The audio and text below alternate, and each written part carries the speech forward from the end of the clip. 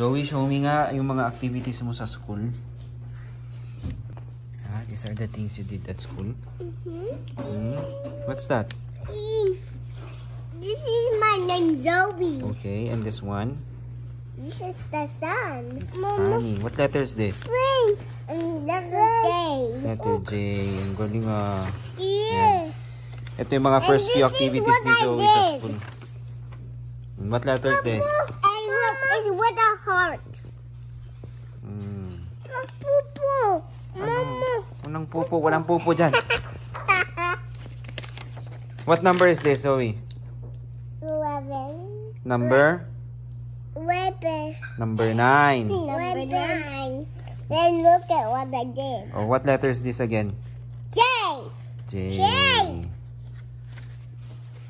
And this one? What letter is this? White. Letter? White. White. Papa. White. Letter K. Galing na alaala pa. K. Okay. Oh, what number is this? White. Number? 13. White. 10. 10. Oh, ito yung first ever drawing niya sa school. Can you explain this one again? What's this? This is from love. That's why I love you. Love who? You.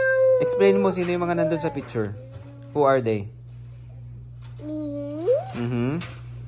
Jonah. Mama. Okay. Papa. Where's baby Zane? Here. Here's you, Zane. And what's the big heart? What's that all about? Because I love you. Not sweet. Okay. And this is. And this one? What's that? This is me, and this is Zane, and this is Zane.